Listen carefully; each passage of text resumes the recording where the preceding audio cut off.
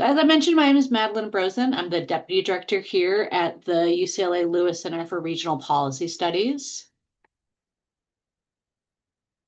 Today, we're going to be hearing the first part of what's going to be a two-part webinar series, where we're focusing on sharing research, thinking about how transit riders evacuated in the 2025 wildfires.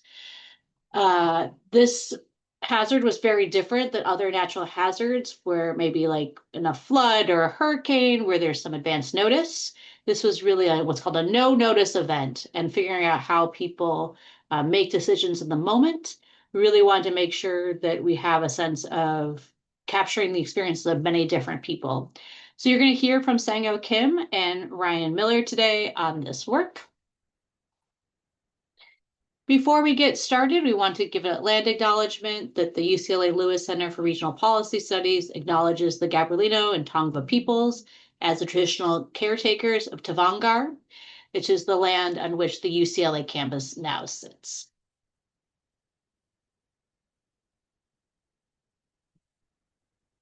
We're going to have a two-part presentation today. First, we're going to hear about the results from a survey that was done through the Transit app to capture these experiences of transit riders. We're also going to expand a little bit to understand the context in which transit was operating. So what did the actual after effects of the wildfires do in terms of transit ridership? And how did that kind of understand what the experience was like for people, not just during the fires themselves, but in the resulting time and disruption. Out of the survey group, we were able to recruit a number of people to do interviews to be able to kind of dig into these experiences further. So we're going to hear from Ryan, who's going to talk about the interviews, and we should have a good amount of time for Q&A. Please put your questions in the question box, and we will go through those after these two presentations. So I want to go ahead and introduce our two speakers for today. Sang-Ho Kim is a postdoctoral scholar at the UCLA Lewis Center for Regional Policy Studies, and he holds a PhD in urban planning from Cornell University. Dr. Kim is a mixed methods researcher studying how transportation planning can foster a more inclusive and caring environment for people who have been traditionally marginalized, focusing on women, caregivers, older adults, and children. Our second speaker today is Ryan Miller. Ryan is a housing and hazards researcher with a PhD in geography from UC Davis, where he recently completed his dissertation on the long-term residential relocation from Paradise, California, in the wake of the 2018 Camp Fire. Ryan currently serves as a lecturer with the City and Regional Planning Program at Cal Poly San Luis Obispo. Both of these projects come out of a very large research team that includes myself and a number of other folks across the country. So really thank you to this team of folks who has been integral in getting all this up and running and being really insightful and creating a real collaborative environment. If you ever have a chance to get really to work with people who have firsthand experience and are all really passionate about doing work that is not easy but fun, I definitely recommend it. The work today was supported by funding from the UCLA Institute for Transportation Studies Wildfire Rapid Response Research Program and from the Health and Extreme Weather Research Award Program at the Natural Hazards Center. This work is funded to the Natural Hazards Center by the National Institutes of Health through supplemental support from the National Science Foundation. So with that introduction, I'm going to turn it over to Sang-Ho Kim to give the first presentation. Sang-Ho? Yeah, thank you very much, Maddie. I will now start the screen sharing. Right. Do you see the screens? Okay, great. So again, thank you for the great introduction, Maddie. My name is Sang-Ho Kim. I'm a postdoc with the Lewis Center for Regional Policy Studies under Luskin School of Public Affairs. And then today I'll be presenting some of the findings from the large-scale survey conducted after the Los Angeles wildfire last year, with the aim of understanding the evacuation behavior and challenges faced by the transit riders. The presentation itself is titled Serving Transit Riders During Wildfires, Findings from the Surveys and Bus Ridership Data.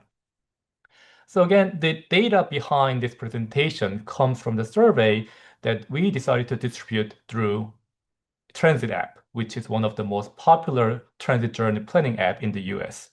This distribution choice was kind of obvious in a way because our aim was to understand the evacuation behavior and challenges of transit riders in Los Angeles.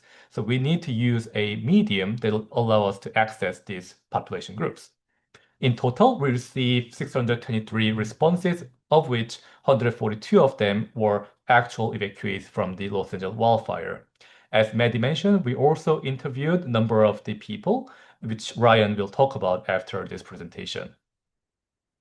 So in today's presentation, I'll focus on presenting sort of big picture of what survey shows about how transit riders evacuated, with focus on who might have faced more challenges and difficulties. I'll also present some of the findings from the work we did in analyzing bus ridership data before and after the wildfire. The presentation deck also includes slides about the health impact, but I will leave that out for now. But if anyone's interested in the health impact issue, uh, please ask them in the Q&A section, perhaps. So evacuation travel behavior.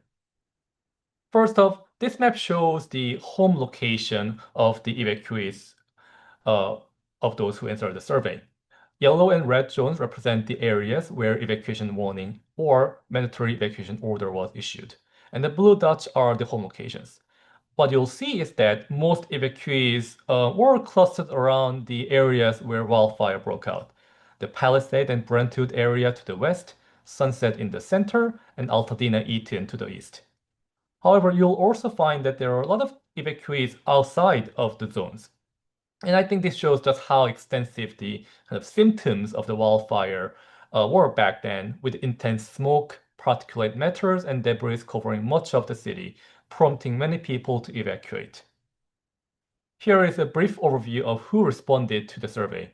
The sample was demographically well balanced, we feel, with similar numbers of men and women, and broad representation of across racial and ethnic groups. Um, Respondents also represented diverse household types. Many had children, a sizable proportion included older adults, and nearly half reported having pets. Again, overall, the sample reflects the range of households impacted by the wildfire. Since the survey targeted transit riders, not surprisingly, there were a relatively higher proportion of carless individuals. This tells us that our sample consisted of transit riders who make most of their daily trips on bus, train, foot, or bike without access to private vehicle. And again, the question is, what difference did that make on people in terms of their evacuation behavior from this fast-moving wildfire that struck LA back in January? When looking at how people evacuated, I think the first thing that the team noticed was the fact that most popular way to evacuate was actually getting ride from others, which is the second darkest blue that you'll see in the top bar. This was the case among 28% of the people, the evacuees overall. And this was the case for everyone, regardless of whether someone is considered as more transportation secure or less, more transportation vulnerable. 29% of the car owners still relied on others to evacuate. 30% of the non-low income people relied on others to evacuate. And I think what this tells us is, in a nutshell, systems and plans will fail in emergency situations. Again, regardless of whether someone owns a car, has a good transit access, or can normally afford the ride-hail, those services can and have failed during the emergency situations. And what ends up filling that gap is a social connection for many people. The informal network of friends, families, relatives, neighbors, they become kind of critical mobility resource for people to get to safety. Having said that, what data also shows is how traditional indicators of transportation disadvantage indicate who might have faced greater evacuation challenges and vulnerability than others.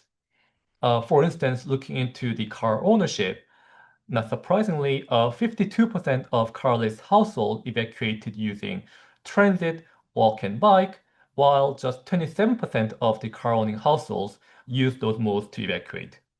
Looking specifically at transit use, 24% of the Carly's household relied on transit to evacuate, compared to 18% among car-owning households. Income also seemed to significantly shape people's evacuation experience in a way. 48% of low-income people evacuated using transit, walk, or bike, while just 18% of those that are not low-income evacuated by those modes. Meaning the rest, the 82% of the non-low-income people, could either afford a ride hail or had access to a private vehicle that they own themselves or from friends and neighbors to evacuate. Race also seemed to significantly shape people's evacuation experience. African Americans, Latinos were more likely to use transit, walk, and bike to evacuate. In fact, being African American was the strongest indicator of whether someone evacuated by transit at 42%. On the other hand, the use of the personal vehicle was significantly higher among white folks.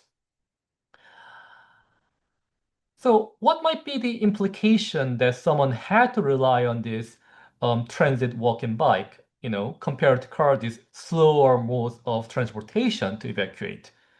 Again, focusing on that car ownership, a car owning and car lease household, what we see is that those transit riders who, without access to their private vehicle, took longer to get to safety. 40% of the car owning households,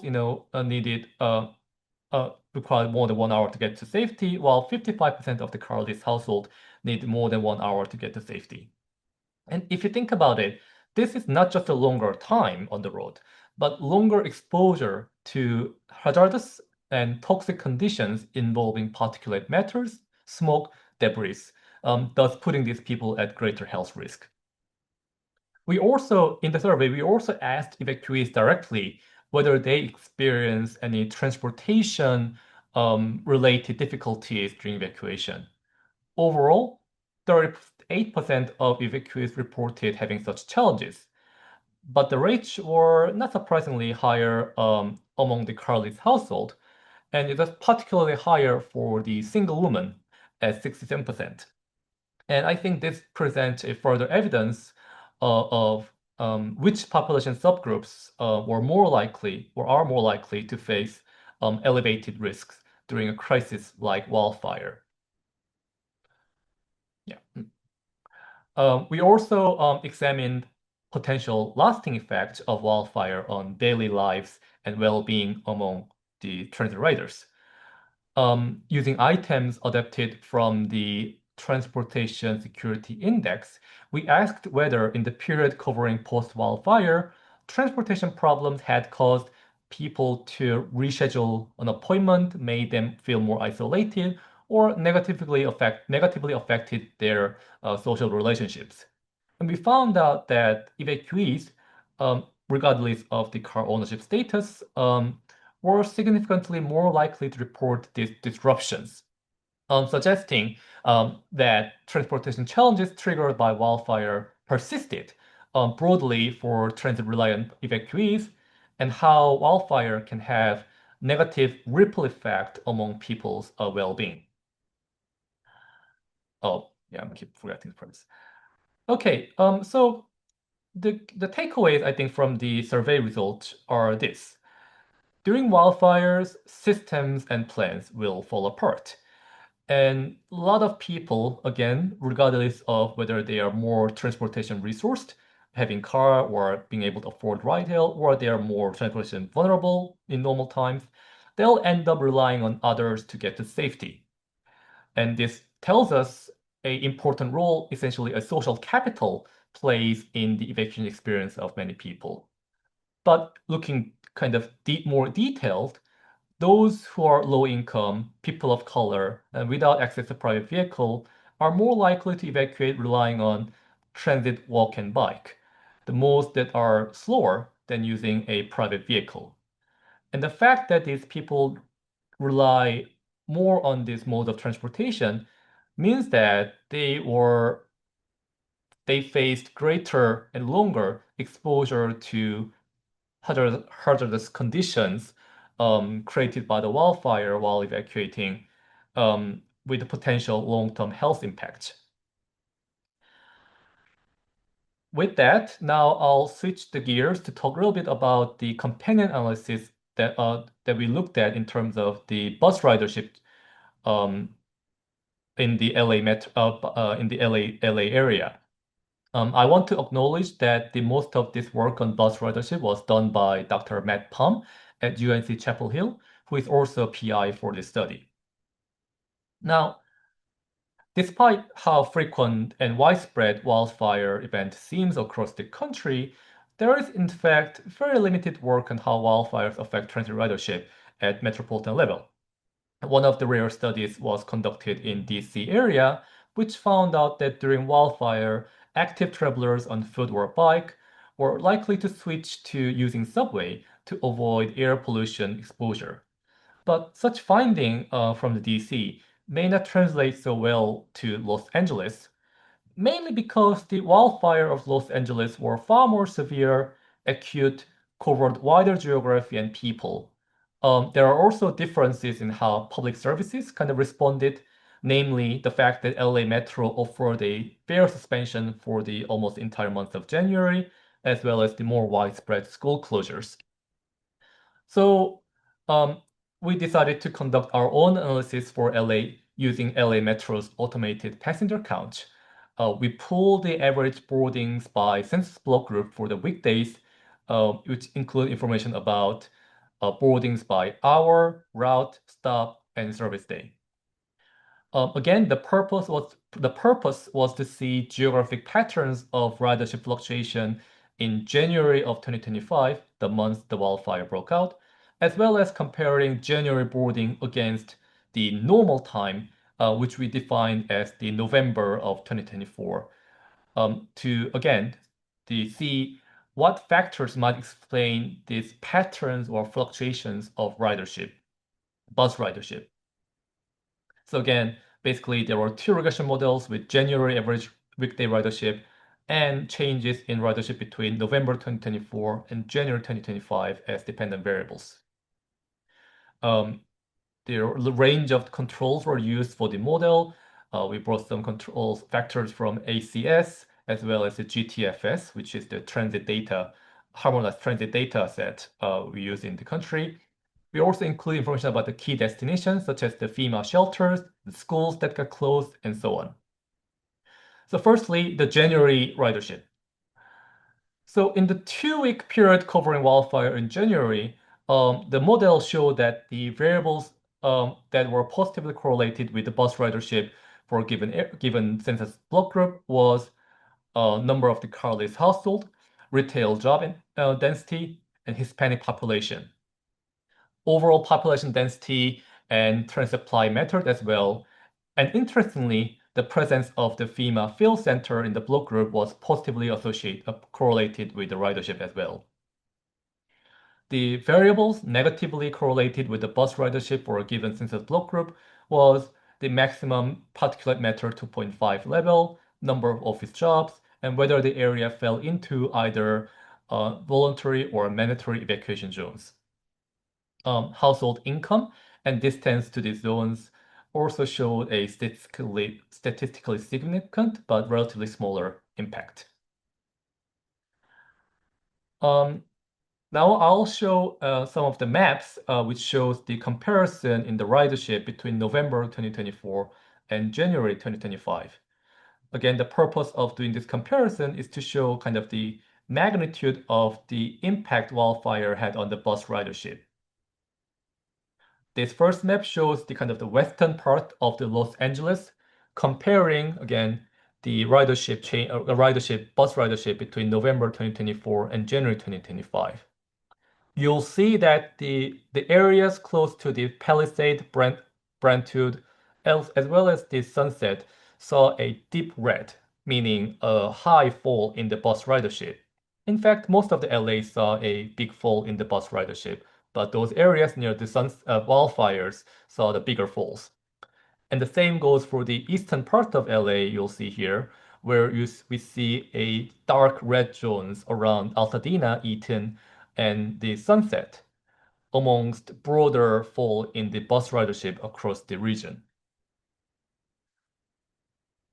Overall, the across the board in the LA metro system, most census block groups saw a steep decline in the bus ridership. You'll see that the more than half of the block groups basically saw declines in the bus ridership more than 10%. So what model shows is that the factors that predict rise or fall in the ridership were not that different from the earlier January 2025 model, in that number of the zero car household, percentage of the Hispanic people, the bus supply, the trans density, and whether there is a FEMA center nearby predicted relative rise in the bus ridership, whereas the other factors on the left side, the rail supply, November boarding, school nearby, office job, and retail job density predicted fall more so. So this kind of the macro analysis in the bus ridership shows that the overall patterns in the fluctuations of bus ridership is somewhat similar to COVID-19 pandemic, in that retail workers and office workers stayed home. And what it also shows is that the particulate matter was negatively associated with the ridership. On the other hand, higher density areas and neighborhoods with higher Hispanic population were less likely to lose rider. Zero car household in particular were positively associated with bus ridership in this period. So on that note, I'll now kind of go towards the conclusion of the presentation with some of the policy insights that we gained, which also tells about the next steps. So the conclusion, one of the main, I think, the insights that we gain from it is that transportation vulnerability shapes people's evacuation experience. The being racial minority, having African American background, being Latino, or in a household without a car and or low income, being a low income, these are all associated with a higher likelihood of relying on non-automobile modes such as transit, walk, and bike to evacuate. And as they rely on these modes, these people are more likely to be exposed to longer evacuation time and heightened exposure to hazards such as the smoke, debris, and particulate matters. Bus ridership patterns further shows that these groups remain transit reliant during disasters, not just in terms of evacuation, but in normal times as well. Another significant finding is just how significant, the role played by these informal networks, the friends, families, and neighbors in providing ride to help people get to safety. So again, what did that significance of getting ride from the others show is that regardless of whether someone owns a car, has a good transit access, or can normally afford a ride hail, those services will and can fail during disasters. And again, what ends up filling that gap is a social connection. So future studies should look more deeper into the role of the social connections in determining people's evacuation experience. So more into kind of policy implication. I think what our study shows is that this standard assumption that disaster and emergency planners seem to have, which is that people will evacuate on command in kind of ready, set, go mindset, is not going to work for many people. Again, the systems and plans will fail. And these people asked ride from others precisely because the mobility system they normally relies on did not work out in the evacuation time. So it's very important that people are prepared. And transit agencies in California should develop a sort of a standard messaging and better communication that encourages riders to make emergency evacuation plans on blue sky days, the normal times. And it's also clear that there are some people who's likely to face a heightened challenges and longer evacuation time. And there is probably a policy potential there to help out people, in a way by creating some sort of disaster registry, which would allow the agencies to preemptively identify people needing additional resources for assistance evacuation and help them develop plans to support evacuation plans. And I think the study also tells something about the governance around disaster resilience and evacuation. This is more in the areas where what interviewers have shown, but we see a lot of actors and stakeholders involved in the LA wildfire. Transit agencies, health agencies, City Hall, FEMA, police, and fire department. The problem is that these agencies are not so well coordinated in terms of the command and control, resources, and planning. So there is a policy innovation that can maybe take place in terms of disaster governance, which will help LA City, but also people to be more resilient in the future wildfire event. Thank you for listening. I'll now hand over to my colleague from Cal Poly, Ryan, to add further depth through the qualitative findings. All right, thank you, Sang-O. And give me just a moment to share my screen on this side. All right, hey, welcome everybody. I'm Ryan Miller. I'm a lecturer at Cal Poly San Luis Obispo, and I just want to talk a little bit more about some of the findings from our qualitative interviews of evacuees that we recruited from the survey that we did through the Transit app. So this is really going back toward the first half of what Sang-O talked about. And I really just want to spend a couple minutes here, like further illustrating some of the personal experiences that are behind many of those statistics that Sang-O reported out. Maddie and Sang-O already mentioned this, but this was a really multidisciplinary team across multiple campuses, and really everybody on this list helped conduct these interviews and then helped in the coding process. So I don't think any one of us could have done this alone. This is a lot of effort from a lot of folks, many of which I think are on this call. So I just want to thank everybody that helped us in the interview process and that helped us take these high-level findings away from that process. So just to reiterate what we're talking about here, let me check the chat. Okay. Just to reiterate the findings, I think Sang-O already mentioned this, but what I'm talking about here are follow-up interviews that we did in response to people that completed the initial survey that we recruited through the Transit app. So we recruited 35 participants to do additional semi-structured interviews where we did have a set of questions, but we really allowed people to just tell us their story, both about the evacuation and then about their situation after the evacuation.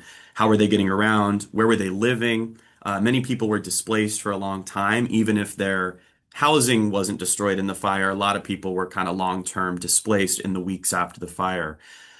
So we ended up talking to 35 people. Of those 35 for these interviews, 12 of them did lose their home in the fire, and 14 of them did not have vehicles, which kind of tracks from our broader set of survey respondents. Regular transit riders who have the transit app installed are a lot more likely than the general population to not own a car or not have a car in the household. And then just to talk geographically about where our survey participants came from, we had a pretty good geographic split of respondents. So 7 of our interviewees came from areas that were evacuated in the Palisades fire. 9 interviewees came from areas around the Sunset fire, so kind of Hollywood Hills area. 14 of our interviewees came from Altadena and Sierra Madre and the northern parts of Pasadena that were in the evacuation zone for the Eaton fire. And then we did have a smaller subset of folks in our interviews. This is true for the survey data as well, that were not explicitly in an evacuation zone, but that might have evacuated to get away from smoke impacts, or just preemptively, they weren't in an evacuation zone, but were worried they might eventually be told to evacuate. And so we found, especially among this population, people tend to be pretty proactive if they know they're going to have to get a ride from others or rely on transit. And I just briefly want to talk about some summary statistics of the folks that we interviewed. The vast majority of them were renters. And then we have a secondary group that's pretty significant here who were housing insecure in some sense. Some folks were like renting a room from friends or staying with family in a situation where there wasn't necessarily a lease. And others were in situations like we interviewed somebody who was living in a substance treatment program home that was unfortunately destroyed in the Eaton fire during the fire. So we had an interesting diversity of sort of household tenure, but largely renters, which again tracks with the transit riding population. We think we have a fairly representative sample of regular transit riders in terms of racial identity and in terms of gender identity. Um, Slightly more females than males that talked to us in the interviews. In terms of age, we had a lot of folks in the 25 to 34 age range, but we did have a pretty good amount of people in older age ranges that had some kind of significant experiences, and younger folks. A few students that interviewed with us, or a few people that interviewed with us were students, and so in some cases, like didn't own a car because they were living in a dorm at the time of the evacuation. All right, and then another interesting thing to note is that a lot of our interviewees either themselves were disabled or lived in a household with a disabled individual. And many of our interviewees also had pets in the home. And when we think of either of these things, that might then lead to some special considerations when you think about how to evacuate, especially if you don't have a car. So I think it's just notable to point this out. A lot of the folks we talk to are not necessarily they don't necessarily have the same set of abilities to transport themselves away in a wildfire or in an evacuation compared to the general population. So I just want to touch on a few key themes and read some quotes from interviewees.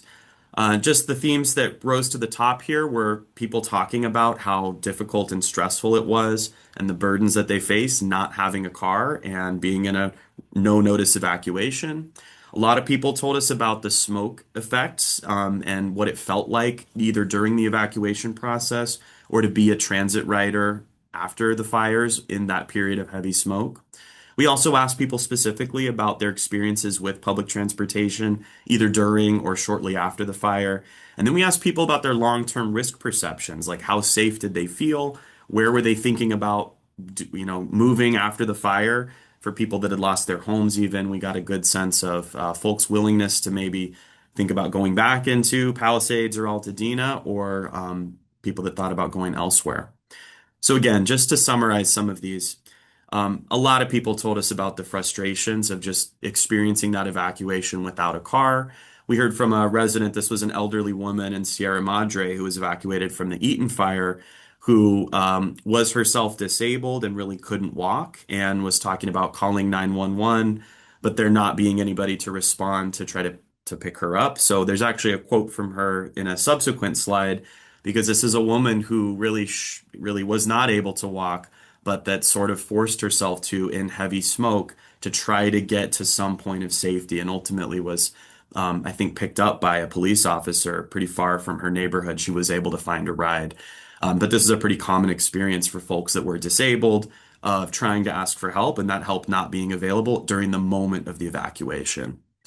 We also talked to somebody, this was somebody who was renting a room in a house in Palisades, but that didn't have a car. And he talked about the frustration of being totally dependent on someone else's decision making. And I thought this was interesting. He said that was what happened without transportation.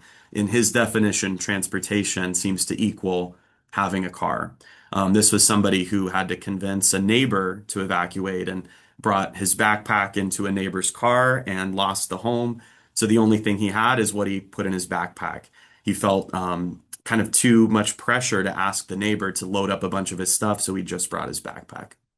And then we also talked about this experience of, having pets and what does that mean? We did talk to a few people who successfully evacuated using rideshare. But there's often issues around, is the rideshare going to accept me bringing my pets? And so I think Sango and I did this interview where we talked to a woman in Hollywood who called an Uber and didn't get a chance to say, I have pets, like in a blue sky day, there might be a separate Uber for pets. And luckily, she describes the Uber driver allowed her to take her pets because there was a fire coming and she needed to get out of the neighborhood. But having pets was a big impediment to people feeling like they could ask for help or use rideshare or use public transit in some cases. I'm going to move quickly through these because I know we're getting to time on the webinar, but just quickly, a lot of people told us about the effects of the thick smoke. This is actually a quote from that same evacuee from the Eaton fire in Sierra Madre, who talked about walking a few blocks and stumbling and having to sit down on just pavement in the middle of this heavy smoke, and then finally made it out to some safety. But she described the fear and anxiety of going through that situation.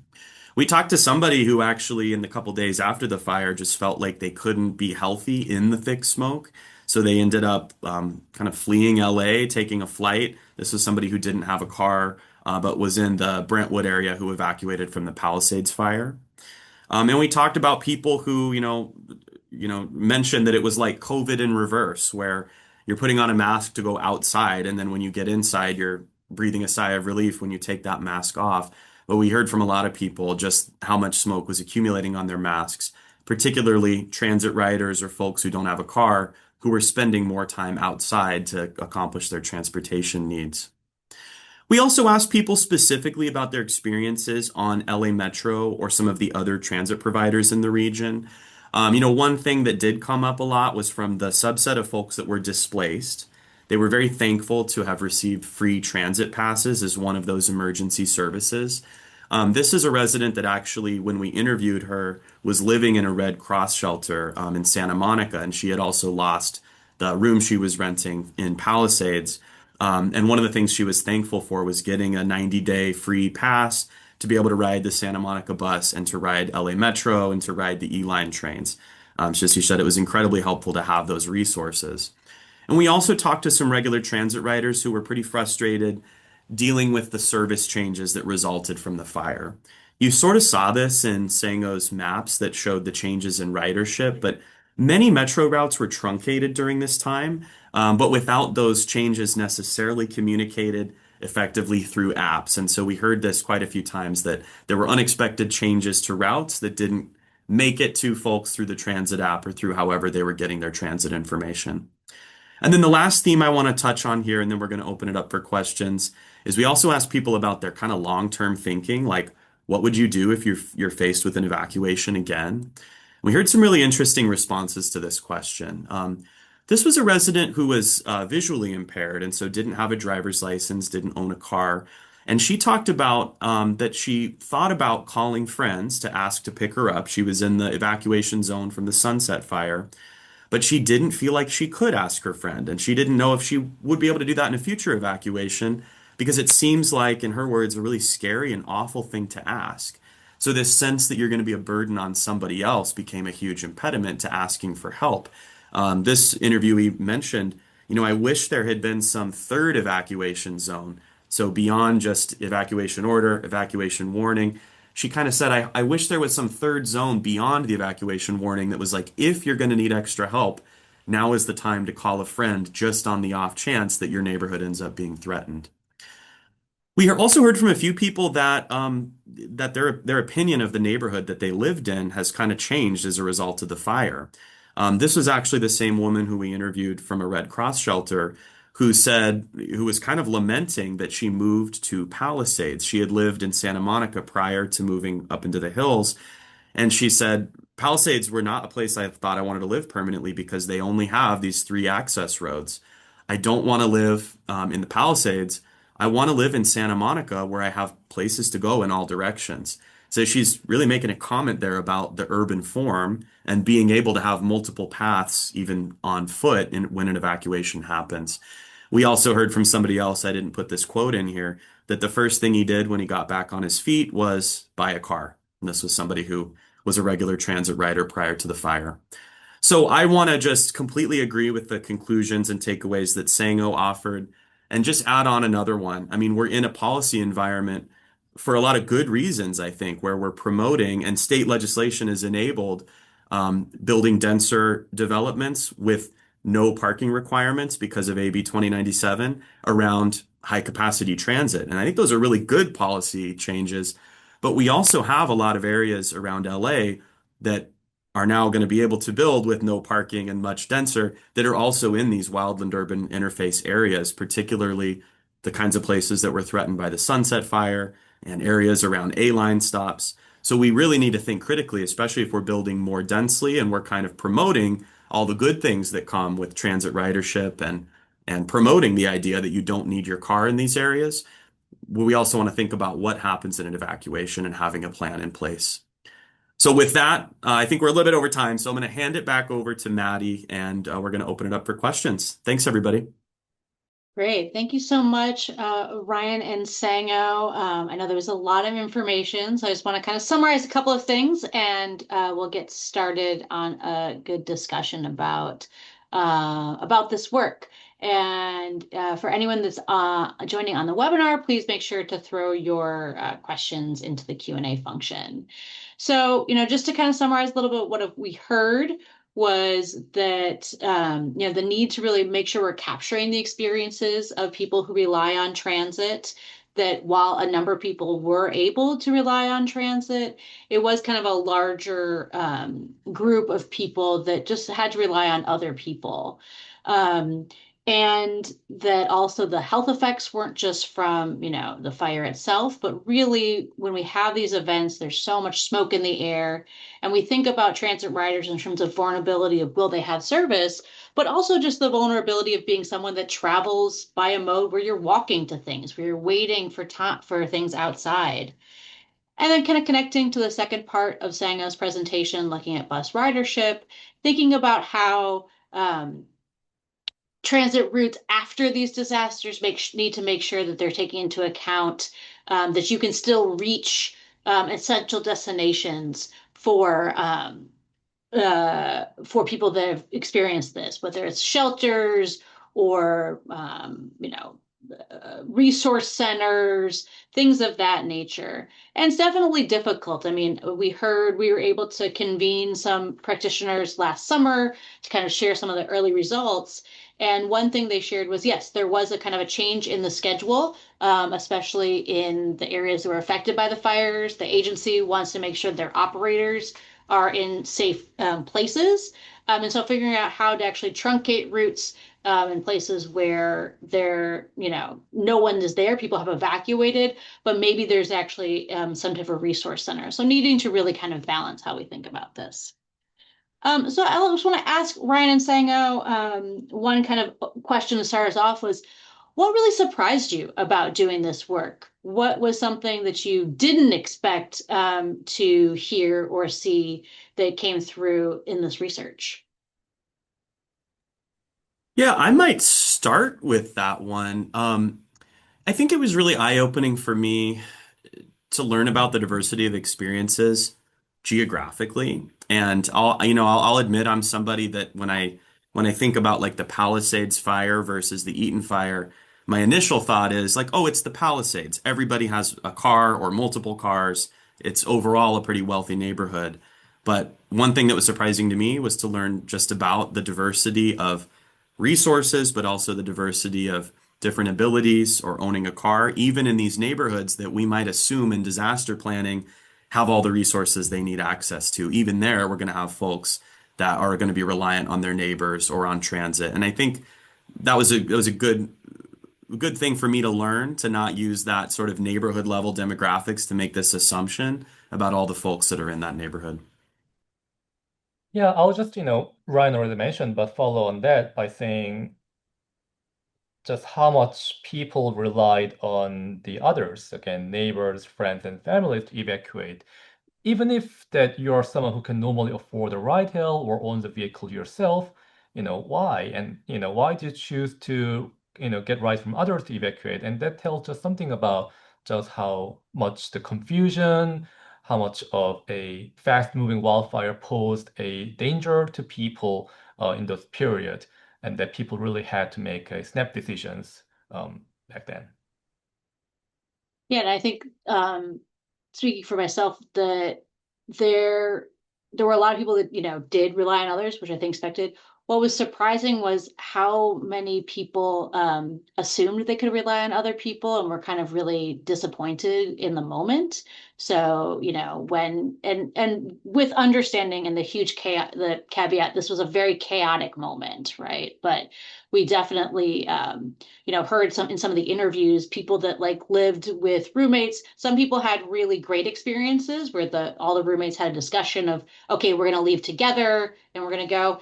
And some other people said, I had roommates that just left and they didn't even ask if I needed a ride. And they're the only person in the house that has a car. Or, this older woman in Sierra Madre, like all of the people were leaving out of her building. And she was asking her neighbors, like, can someone just take me down the hill? Like she just wanted to get to the gold line to like get out of the area. And in the chaos, like everyone's like, no, we're not sure if we have space, or people have, like, there's just really kind of chaotic stories in that. And so I think that kind of sets up, and we'll talk a little bit more about just not assuming like that. Don't have an assumption. You have to make a plan really in advance. Like this was something that most people, were not considering, but just how important that could be. My next question, and then we'll turn to the chat, is just talking a little bit more kind of about the health impacts. Sango, could you actually just talk a little bit more about like what we asked people in the survey to kind of capture this information, and beyond kind of what Ryan shared just about the effects of like the smoke during that, but like what else was kind of gleaned from those questions? Yeah, so the survey actually had a very extensive health section where we asked people not just about their subjective like perception of their health in terms of the mental health and physical health before and after wildfire, but also their pre-existing conditions and what active measures they took to protect themselves, right? And I think the finding was across the board, people have reported worsening of physical and mental health after the wildfire. But when it comes to the measures that people have taken to protect themselves, I think we again saw a similar patterns where it correlated with a traditional measures of vulnerability. People with ethnic minority, people of color, as in the African Americans and Latinos, as well as the low income people, were, I think, less likely to say they avoided transit as part of a way to protect their health, and they were also less likely to take measures like actively wearing a mask, I think, and also drinking water and things like that.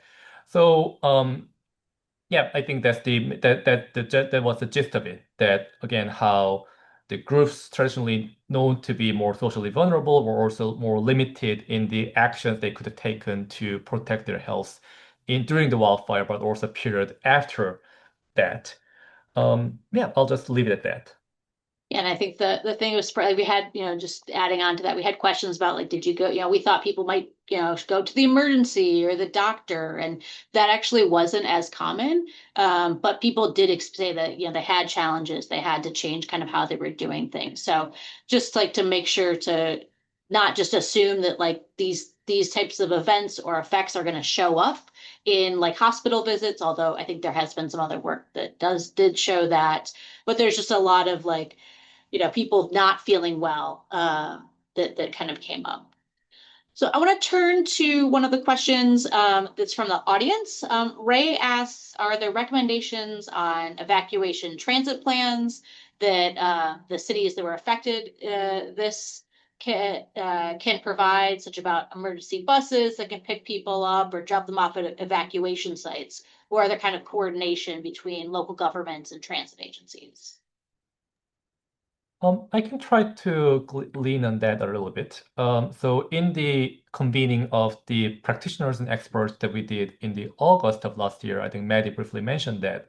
Actually, someone from the LA Metro said that they had a numerous requests from the other agencies like the fire department and police about transporting people out of the evacuation area to safety, but also transporting some of the respondents into the nearby areas. But the metro said they almost never were able to um, answer those calls because their capacity was also very tightly limited during the wildfire.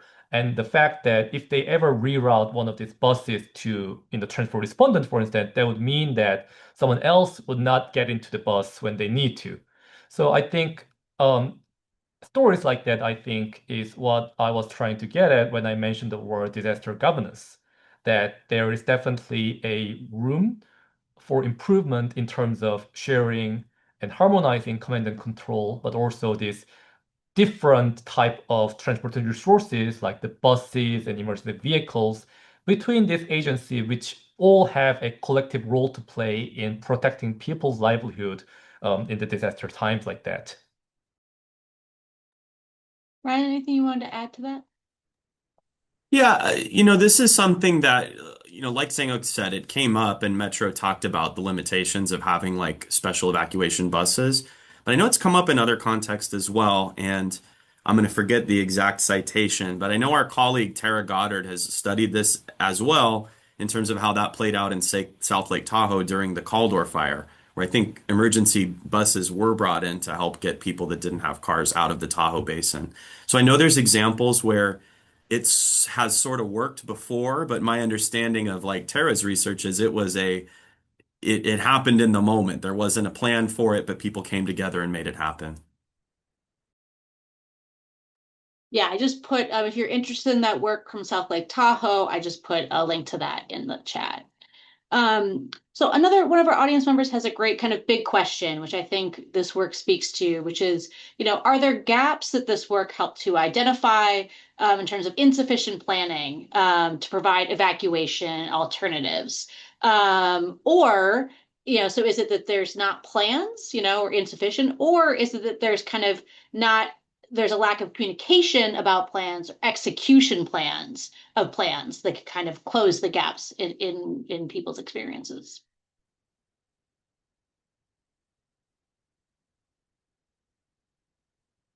I think it's both essentially. Some of these agencies do have some sort of a plan, but those plans may not be essentially up to date. So there's definitely kind of lack of a up-to-date planning that plays a role, but there's definitely also that lack of a protocol, almost like that who and when and how these agencies will communicate with each other in a situation like this. And hopefully, what we hope is that this LA wildfire serve as a wake-up call for these agencies to resolve this issue so that they can create a kind of shared capacity, so to speak. Ryan, do you want to add something? Yeah, I would agree. I mean, I think even the best plan, I hate to say this as an urban planner, is not going to be perfect when we have 70-mile-an-hour winds and these no notice evacuation events. And so particularly for the Palisades and Eaton fire, whatever plans were in place, the hours that the fire were happening were going to be out the window anyway, just because of in Palisades, extreme congestion. So it's hard, and I want to be careful in our sort of criticism here. I think it is, we need to do better planning, but even the best plan is not always going to work in this extreme of an emergency situation. So maybe, another takeaway from this is citywide and region-wide when we have these extreme high wind events is to sort of be more on emergency alert, even the transit agencies, and I think in a way that I think we weren't this time last year. Yeah, I think it's and this was something just I want to uplift, and it was one of recommendations at the end of Sango's, which is that kind of this ready, set, go, really is a framework that assumes you can go on your own, right? That you're kind of in your house and you're kind of waiting for that notice, or when you're like, I don't feel comfortable anymore, and you can just walk out to your driveway and get in your car. And if you're a person that doesn't have that option, you need to, you need to know you probably need to leave earlier, bottom line, right? Like, because if you have to wait for transit, if there's a disruption, or if you need to call someone else, right? That's just going to be kind of really important. So I do think, and we hope, I think from this work that they can uplift the ideas that transit agencies are kind of telling people you need to make sure you have a plan, and you can't come up with that plan on the day that you need to go. So, um, there's another question about kind of informal or mutual aid groups that emerged to help people evacuate. Did we hear about that at all in the surveys or interviews? The mutual aid aspect came up a little bit in the post-fire era of just, different groups coming together to provide just basic resources to folks that were displaced.